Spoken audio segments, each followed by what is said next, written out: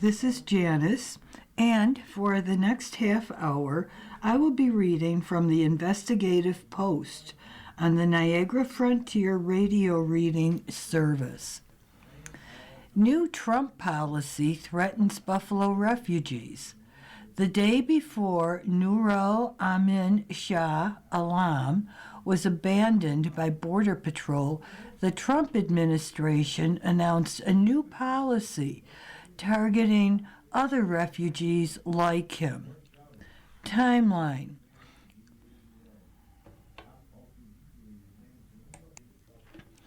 Trump officials' ties to industries they help regulate. Published by Jeff Kelly. Ben Hickey of ProPublica. Thousands of companies are jockeying for billions of dollars in Defense Department contracts to build a shield designed to intercept and destroy missiles launched against the United States. But amid the intense competition, a handful of firms have an important inside connection. At least 4 of the companies awarded contracts so far are owned by Cerberus Capital Management, a private equity firm founded by billionaire Steve Feinberg, who until last year ran the company and is now the Deputy Secretary of Defense, the second highest ranking official in the Pentagon. Feinberg oversees the office in charge of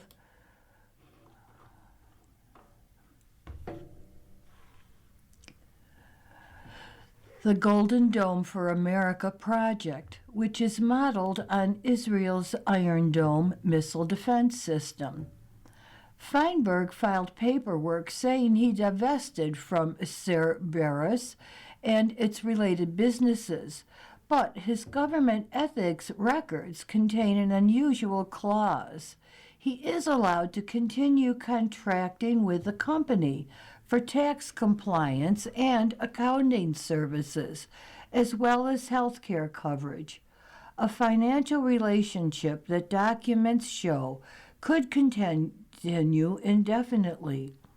Feinberg's financial statements and ethics agreement are part of a trove of nearly 3,200 disclosure records that ProPublica made public last week. The disclosures, which can be viewed in a searchable online tool, detail the finances of more than 1,500 federal officials appointed by President Donald Trump. Records for Trump and Vice President J.D. Vance are also included. The documents reveal a web of financial ties between senior government officials and the industries they help regulate. Relationships that have drawn scrutiny as Trump has dismantled ethics safeguards designed to prevent conflicts of interest. On his first day back in office, Trump rescinded an executive order signed by President Joe Biden that required his appointees to comply with an ethics pledge. The pledge barred them from working on issues related to their former lobbying topics or clients for 2 years. Weeks later, Trump fired 17 inspectors general charged with investigating fraud, corruption, and conflicts of interest across the federal government. Around the same time, he removed the head of the Office of Government Ethics, the agency that oversees ethics compliance throughout the executive branch. The office is currently without a head or chief of staff. Against that backdrop, ProPublica has, over the past year, used the disclosure records to investigate how personal financial interests have intersected with government decision-making inside the Trump administration. The documents helped show that senior executive branch officials, including Attorney General Pam Bondi, made well-timed securities trades, at times selling stocks just before markets plunged because Trump announced new tariffs. The officials either did not respond to requests for comment or said they had no insider information before they made their trades. Other disclosures revealed that two high-ranking scientists at the Environmental Protection Agency, who recently helped downgrade the agency's assessment of the health risks of formaldehyde, had previously held senior positions at the chemical industry's leading trade group. The EPA said the scientists had obtained ethics advice approving their work on the project. In December, ProPublica reported that Trump has appointed more than 200 people who collectively owned, either by themselves or with their spouses, between $175 million and $340 million in cryptocurrency investments at the time they filed their disclosures. Some of those appointees now hold positions overseeing or influencing regulation of the crypto industry. Among them are Todd Blanche, Trump's former criminal defense attorney, and now the second highest ranking official in the Justice Department. Blanche's disclosure records show that he owned at least $150,000 in crypto-related assets last year when he shut down investigations into crypto companies, dealers, and exchanges. After ProPublica reported on Blanche's actions, 6 Democratic senators accused him of a glaring conflict of interest, and a watchdog group asked the Justice Department's Inspector General to investigate. A Justice Department spokesperson has said Blanche upholds the highest ethical standards and that his crypto orders were appropriately flagged, addressed, and cleared in advance. But she did not respond to questions asking who had cleared his actions. Conflicts of interest have long plagued both Democratic and Republican administrations, but ethics experts say Trump's second term marks a sharp break from modern norms. Trump has openly defended his family's financial enrichment while he is in office, including through cryptocurrency deals that critics say allow investors, including foreign entities, to curry favor by boosting the president's personal wealth. I found out nobody cared, and I'm allowed to, Trump told the New York Times, referring to his family's business dealings. Trump also remains unapologetic about accepting a Boeing 747 worth about $400 million from the Qatari government and transferring nearly $1 billion from a nuclear weapons program to retrofit it. Virginia Cantor, chief counsel for ethics and corruption at Democracy Defenders Fund, a nonprofit governmental watchdog group, cited Trump's new plane as a brazen example of self-dealing. Ethics is in the toilet, said Cantor, who served as an ethics lawyer at the White House, Treasury Department, and Securities and Exchange Commission during the presidencies of George H.W. Bush, Bill Clinton, George W. Bush, and Barack Obama. White House spokesperson Anna Kelly defended the president and his appointees. President Trump is leading the most transparent administration in history, Kelly said. He has also nominated highly qualified individuals across the executive branch who have a wide range of public and private sector backgrounds. Trump's Golden Dome contracts. The idea of a space-based missile defense shield has persisted ever since President Ronald Reagan proposed his own version, nicknamed Star Wars. Trump rekindled the idea on the campaign trail. His Golden Dome for America imagines a battery of weapons deployed from land, sea, and space, able to destroy missiles launched at the U.S. In December, the Defense Department started selecting companies for the project, for which it has allocated as much as $151 billion. So far, the agency has granted awards to more than 2,000 firms. Cerberus owns or is a majority investor in at least 4 of them: Northwind, Stratolaunch, Red River Technology, and NetCentrics Corporation. Citing national security concerns, defense officials have not publicized the amounts of each contract or the products or services the companies are providing. The Defense Department is required by law to publicly announce only contracts worth more than $9 million. Feinberg, who co-founded Cerberus in 1992, listed assets worth at least $2 billion when he was nominated by Trump last year. In his ethics agreement, Feinberg said he would divest his stake in the firm, potentially giving assets to irrevocable trusts benefiting his adult children. A maneuver that is legal under federal conflict of interest law, but one that ethics experts say undermines its intent.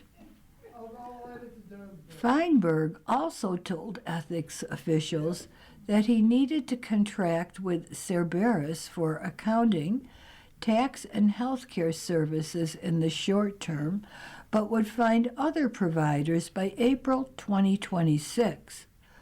However, at Feinberg's request, Defense Department officials approved an extension earlier this year, allowing the financial relationship to continue without an end date.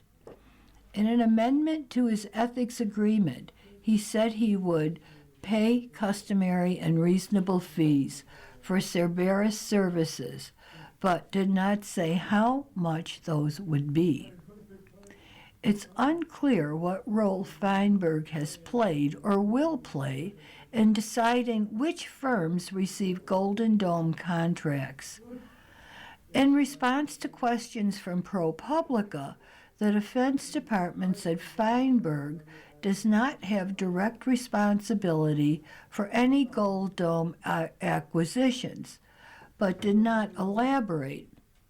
The department would not comment on whether Feinberg or anyone in his office had met with any contractor representatives. What is not disputed is Feinberg's oversight of the Golden Dome initiative. Space Forum Gen Michael Gutling, who heads the project, reports directly to him. Richard Painter, a former White House ethics lawyer under President George W. Bush, said Feinberg's ongoing relationship with Cerberus creates at least a perception of a conflict of interest that could undermine confidence in the fairness of the contracting process. This is what President Eisenhower worried about in the 1960s, when he railed against the military-industrial complex, Painter said, of Eisenhower's farewell address, warning of the risks of a too close relationship between the military and private defense businesses. You are listening to a reading of articles and features from the Investigative Post on the Niagara Frontier Radio Reading Service. Save the Michaels suffers new financial blows. Ex-Bill Thurman Thomas's company claims unpaid debts from the troubled addiction service nonprofit, and another of its facilities is in danger of closing, state regulators say. There is a picture of a building at 228 Brinkman Avenue. It's Save the Michaels Project. That's where it's located. Save the Michaels, the beleaguered addiction services provider, in recent weeks has lost millions in contracts, closed one of its treatment facilities, and scaled back operations at another.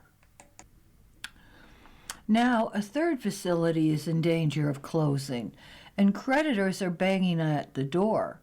The construction firm, headed by former Buffalo Bills running back Thurman Thomas, claims Save the Michaels owes the company $329,907 for work the company did on a project on the city's east side. Thomas's company last month filed a mechanics lien in that amount with the Erie County clerk, seeking to be made whole for what it claims are unpaid labor and construction costs related to Save the Michaels buildings at 228 Brinkman Avenue in the Lovejoy neighborhood. Contractors say the project, which would have provided transitional housing and support for women leaving inpatient addiction treatment, has been stalled for years because of funding concerns. Ron Giuliano, the chief executive office of 34 Group, said the lien is intended to protect the company, and that's truthfully it. It's the latest in a series of financial blows to the 15-year-old nonprofit. First, Erie County canceled all contracts and funding for the upcoming fiscal year, citing a critical 2024 state audit and ongoing concerns about fiscal mismanagement at Save the Michaels. Then, the State Office of Addiction Services and Supports, the main category that awards Save the Michaels contracts and grant funding, announced on Monday it would no longer contract with Save the Michaels, citing serious fiscal and operational challenges. In the last week, the nonprofit closed its drop-in centers in Buffalo and Lockport. Now it appears the organization's Newfane facility will also soon shut its doors.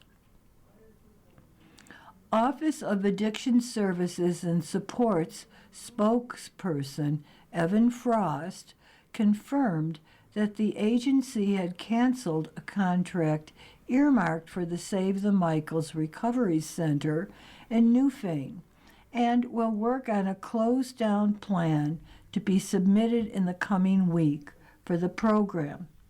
The program, which opened in 2022, provides traditional housing for men leaving addiction treatment.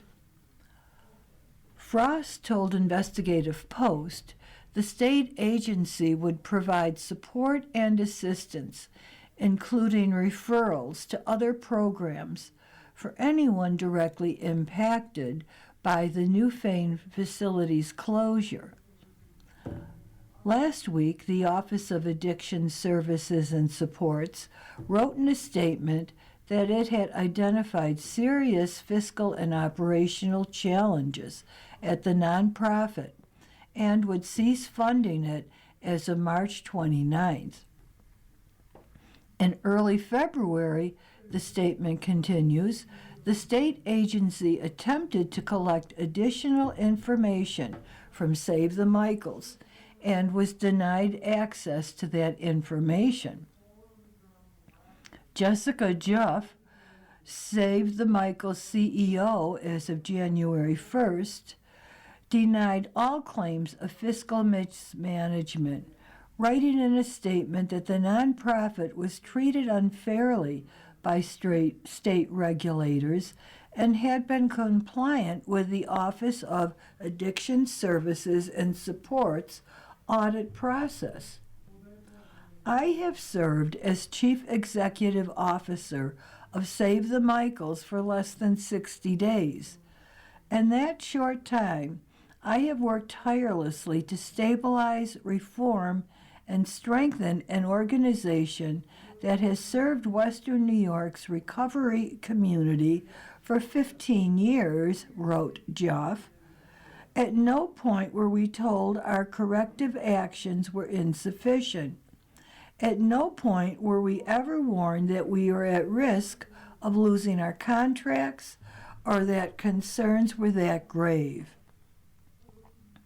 Jeff has refused Investigative Post's interview requests dating back to last October. George Maziarz, the president of Save the Michaels Board of Directors, did not respond to requests for comment either. Residential program for women stalled. In August 2022, Avi Israel, Save the Michaels co-founder, and until his abrupt resignation at the beginning of the year as CEO, acquired the Brinkman Avenue site for $1 from another social services nonprofit called Teaching and Restoring Youth. Israel planned to turn it into a residential program for women leaving addiction treatment. 3.5 years later, the project remains unfinished. Save the Michaels has spent more than $1 million on the project, according to a presentation the organization gave to a county subcommittee in June. Yet two contractors 34 Group brought on, MLP Plumbing and Fry Electric, told Investigative Post that work was stalled at various points because Save the Michaels didn't have money to pay them. Israel told Investigative Post that 34 Group quit the project. He said he'd hired two former Save the Michaels clients to complete the project instead. 34 Group decided that they're going to quit because they're looking for money, Israel said, and I said, good, because I'm not happy with some of the work. Some of the neighbors aren't happy with it either. Patricia and her husband, Greg Dalton, live across the street from 228 Brinkman. They told Investigative Post that Israel got in touch with them about the project sometime in late 2022, shortly after Save the Michaels acquired the building. But communication stopped soon after the Daltons asked to be more involved in the project's planning. We're afraid some of this is going to spill out onto the street, Patricia Dalton said, raising concerns about open-air drug use and other street-level crime.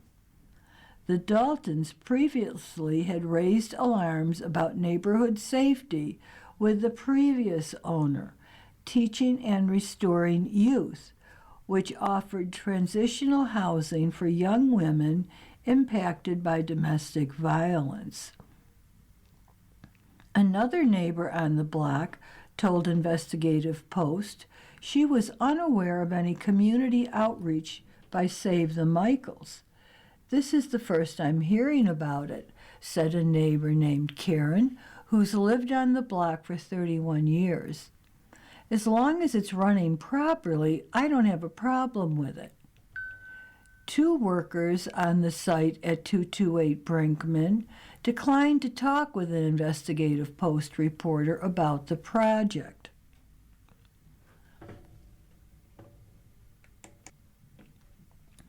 Grants may have gone to payroll.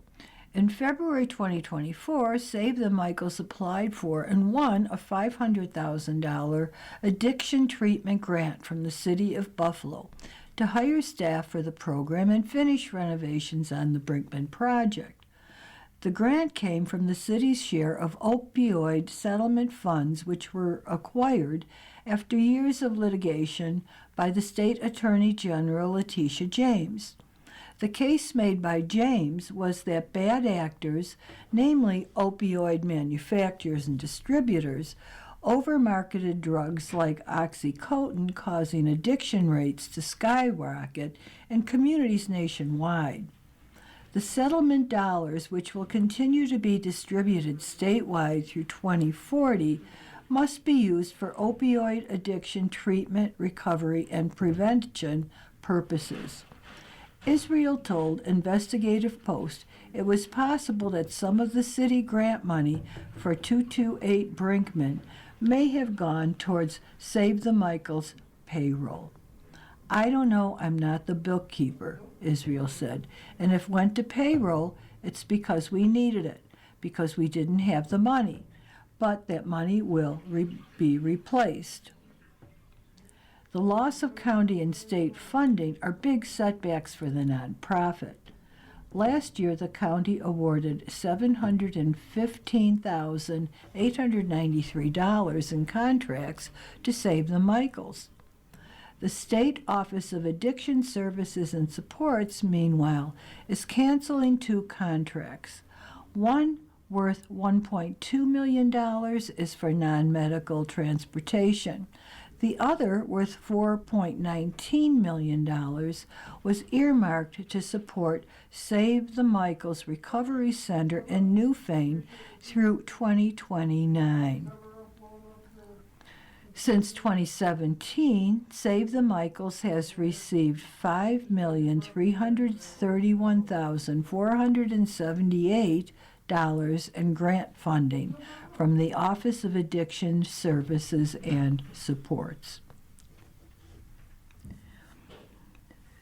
You have been listening to a reading of articles and features from the Investigative Post. We read from the Investigative Post on Thursdays at 8:30 a.m.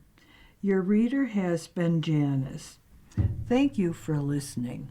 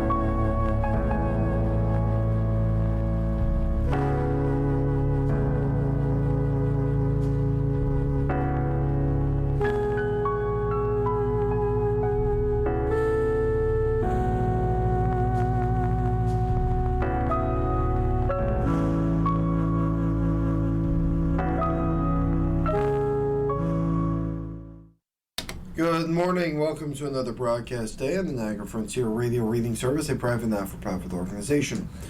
Radio Reading volunteers broadcast daily readings of newspapers, magazines, and books to area blind, different handicapped persons throughout Western New York and Southern Ontario's Niagara Peninsula. As always, please feel free to contact us with your comments, suggestions, or questions. And stay with us, or Read the Buffalo News is coming up next. Okay.